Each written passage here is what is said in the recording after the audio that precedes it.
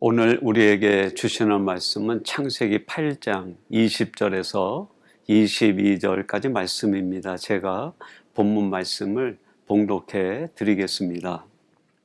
노아가 여호와께 제단을 쌓고 모든 정결한 짐승과 모든 정결한 새 중에서 제물을 취하여 번제로 제단에 드렸더니 여호와께서 그 향기를 받으시고 그 중심에 이르시되 내가 다시는 사람으로 말미암아 땅을 저주하지 아니하리니 이는 사람의 마음이 계획하는 바가 어려서부터 악함이라.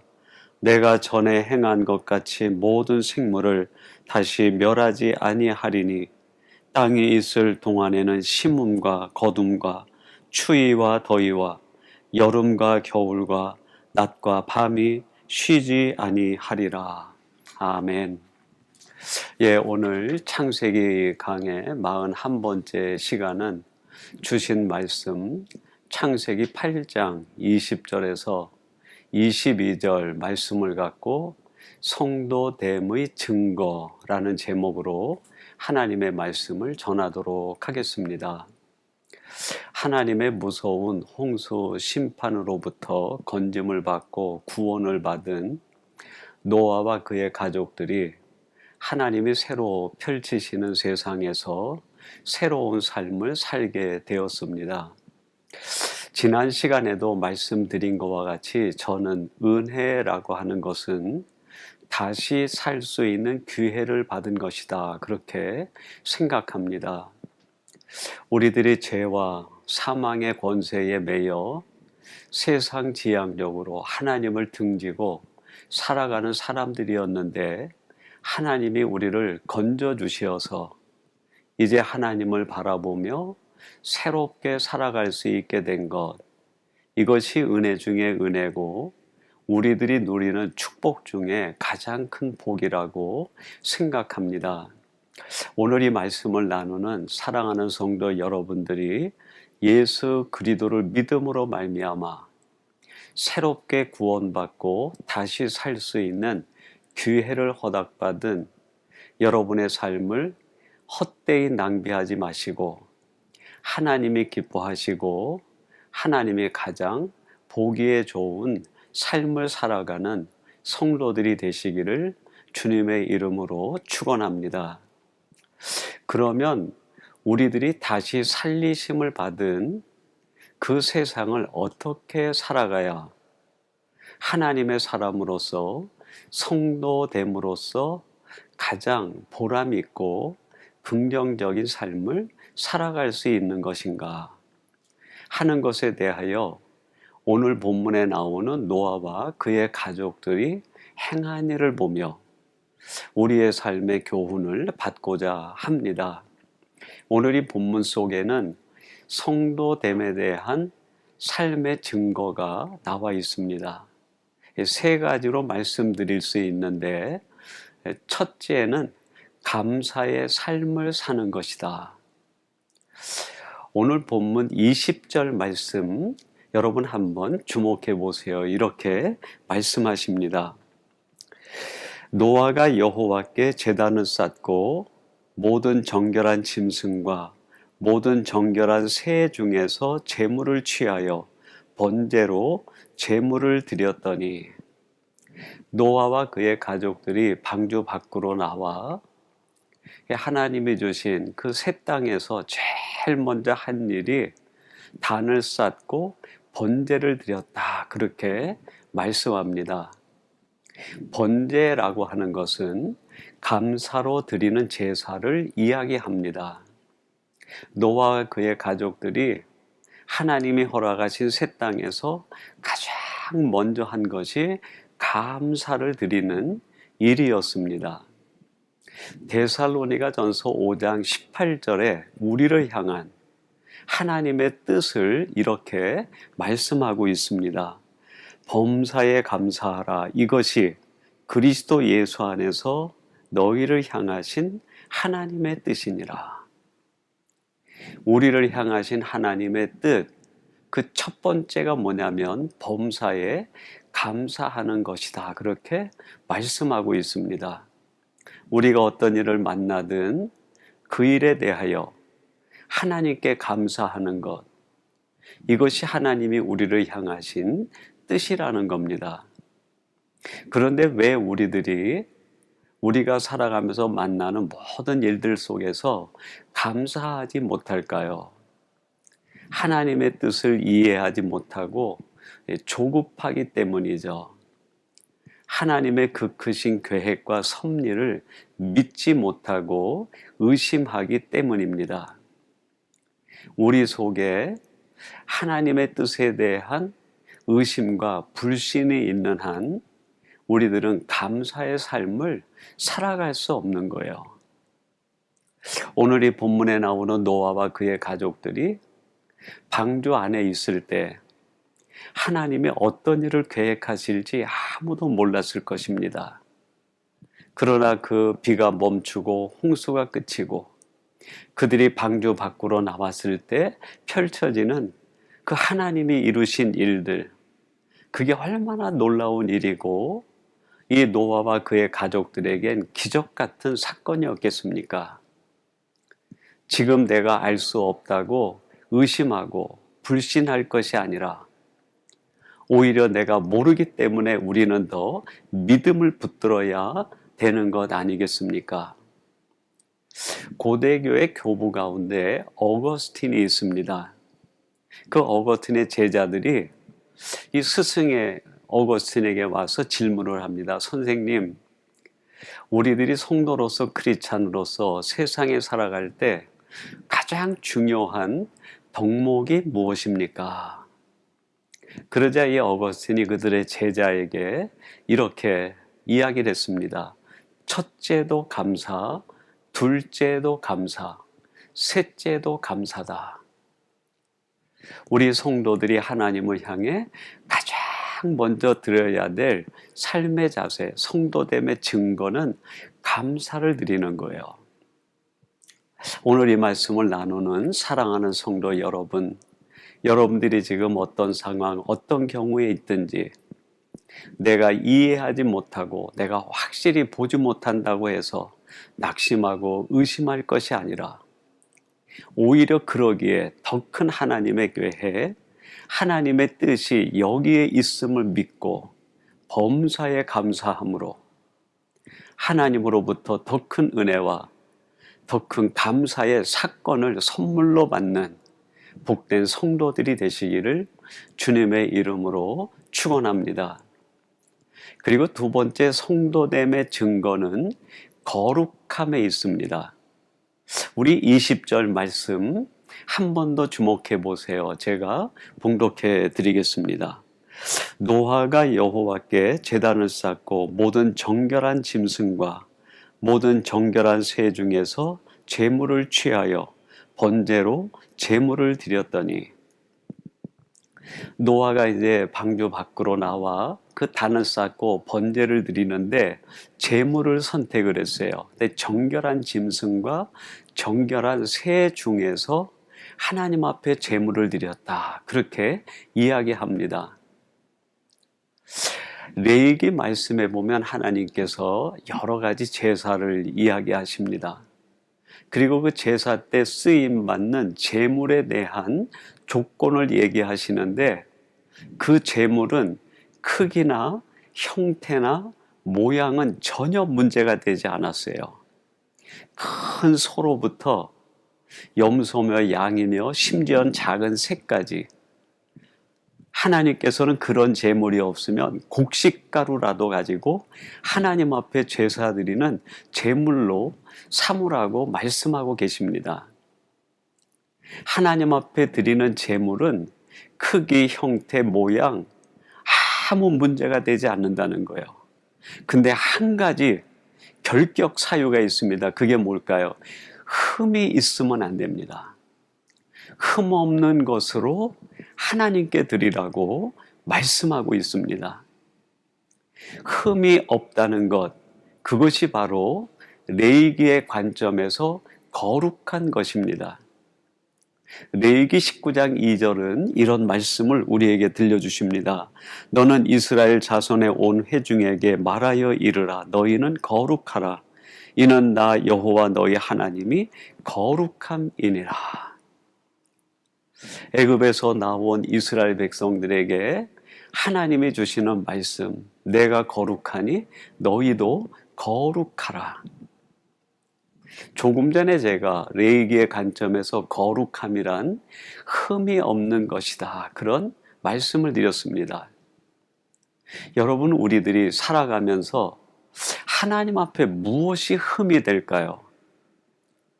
우리들에게 어떤 것이 하나님이 보실 때 흠으로 그렇게 인식이 되고 남게 되는 것일까요?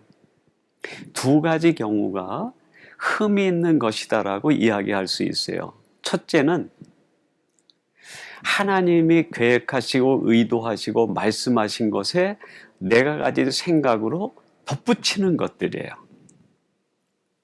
하나님이 내게 주신 생각, 말씀, 계획, 이것이 가장 온전하고 거룩한 것인데 거기에 내가 자꾸 무엇인가를 덧칠하게 되면 그게 바로 흠이 있게 되는 것이고, 그것은 하나님 앞에 온전하지 못하고 거룩하지 못한 거예요.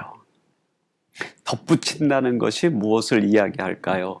교만입니다. 교만. 여러분, 내가 교만에 사로잡힐 때 우리는 거룩을 잃어버리게 됩니다. 두 번째는 빼내는 거예요. 교만은 덧붙이는 것이라고 하면 빼내는 것은 무엇을 의미할까요? 불순종입니다. 하나님이 내게 말씀하시고 내게 계획하신 것이 가장 완전한 하나님의 계획과 하나님의 말씀 아니겠습니까? 근데 그 하나님이 내게 주신 그 완전한 계획과 온전한 하나님의 뜻을 자꾸 내가 빼버리는 거예요. 불순종하는 거죠. 여러분, 우리가 언제 거룩함을 잃어버릴까요? 그렇습니다. 불순종할 때. 그러므로 우리가 하나님 앞에 거룩하게 산다는 것은 하나님이 내게 주신 말씀을 그대로 쫓아가는 거예요. 하나님이 내게 가지고 계신 그 계획에 철저히 복종하고 순명의 자세로 따라가는 것을 이야기합니다. 오늘 이 말씀을 나누는 사랑하는 성도 여러분, 하나님은 우리들이 이 땅에서 거룩한 사람이 되기를 기대하고 계십니다. 여러분이 거룩함이라는 것이 형식에 기울게 되면 외식주의자가 돼요. 내 속은 교만과 불순종으로 가득한데 겉으로만 의로운 척하고 살아가는 것, 하나님 보시기에 가장 불의하고 흠 있는 사람의 모습 아닙니까? 여러분의 삶은 온전히 하나님의 뜻에, 하나님이 가지고 계신 계획과 말씀에 순종함으로 이 거룩함을 날마다 지키며 살아가는 복된 성도들이 되시기를 주님의 이름으로 축원합니다. 마지막 세 번째로 성도됨의 증거, 오늘 창세기 말씀이 보여주는 핵심 내용, 그것이 뭡니까? 순종입니다. 여러분, 18절, 19절에 보니까 이런 말씀이 나옵니다. 노아가 그 아들들과 그의 아내와 그 며느리들과 함께 나왔고 땅 위의 동물 곧 모든 짐승과 모든 기는 것과 모든 새도 그 종류대로 방주에서 나왔더라. 16, 17절 말씀에 보면 하나님께서 방주 안에 있는 노아와 그의 가족들 그리고 짐승들에게 명령하여 방주 밖으로 다 나오라 말씀하셨습니다. 근데 그 말씀대로 18절, 19절에 보니까 노아와 가족들 모든 짐승들이 전부 밖으로 나온 거예요. 방주 밖에 어떤 상황인지 어떤 일이 펼쳐지는지 아마 이들은 방주 안에서 알지 못했을 겁니다. 오히려 자신들에게 익숙해져 있는 방주 안이 더 편안할 수도 있었어요. 그러나 자신들에게 익숙한 것, 편안한 것, 자신들에게 이미 익숙하게 체질화된 것을 다 내려놓고 말씀을 쫓아 방주 밖으로 나오는 자세, 이러한 삶이 순종의 삶이죠. 여러분, 순종이란 나를 깨뜨리고 그동안 내게 익숙했던 것, 나에게 체질화되고 습관화됐던 것들을 깨뜨리고 하나님의 말씀 속으로 들어가는 것이 곧 순종입니다. 이 순종을 통하여 하나님은 하나님께 영광되는 일을 계획하시고 이 땅의 수많은 사람들의 생명을 구원하시는 일들을 이루어 가시고 우리 자신에게는 최고의 은혜의 순간을 맛보게 해 주십니다. 여러분, 사도행전 16장 25절 사도 바울과 관련된 말씀인데 이런 말씀이 나옵니다. 한밤중에 바울과 실라가 기도하고 하나님을 찬송하며 죄수들이 듣더라. 사도 바울이 아시아 그 선교를 계속 진행하는데 그 드로아에 이르렀을 때 환상 중에 하나님께서 바울이 계획했던 소아시아 전도 계획을 못 가게 막으시고 그 마게도냐 그쪽 방향으로 방향을 트시는 거예요. 바울이 하나님이 보여주신 그 환상을 쫓아 순종해서 아시아 선교를 포기하고 마게도냐로 그 첫 성인 빌립보로 들어가게 됩니다. 그 빌립보에서 많은 사건들이 일어나요. 사람을 살리고 생명을 구원하고 하나님의 역사와 하나님의 크심을 사람들 앞에 드러냅니다. 근데 그것이 오해를 낳고 사도 바울과 실라가 그 관원들에게 붙잡혀서 모진 매를 맞고 감옥에 투옥되게 됩니다. 여러분이 바울과 실라에겐 얼마나 황당한 일이겠어요. 하나님의 환상 가운데 보여주시고 하나님이 지시한 대로 순종하여 간 그 길의 결국이 감옥에 갇히는 거라니 이 이해가 되겠습니까?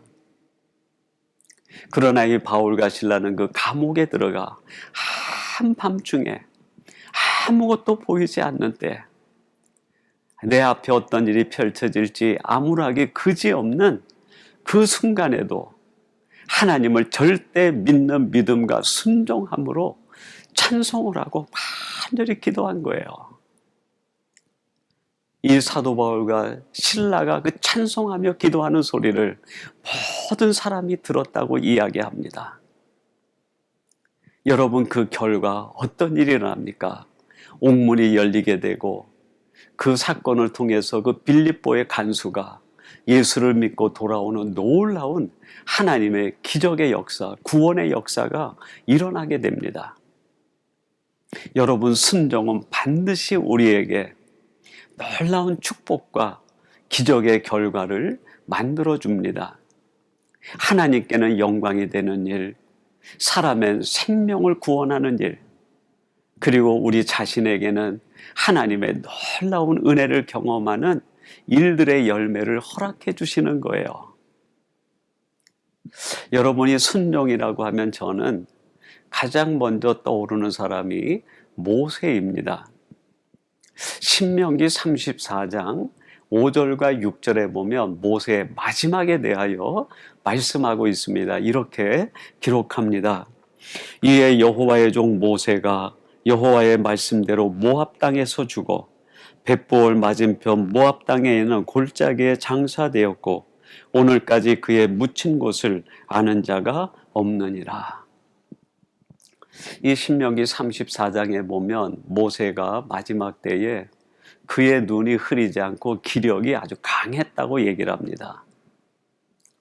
그런데 하나님의 뜻은 이 모세의 사명과 그의 인생이 여기에서 마지막을 고하는 거예요.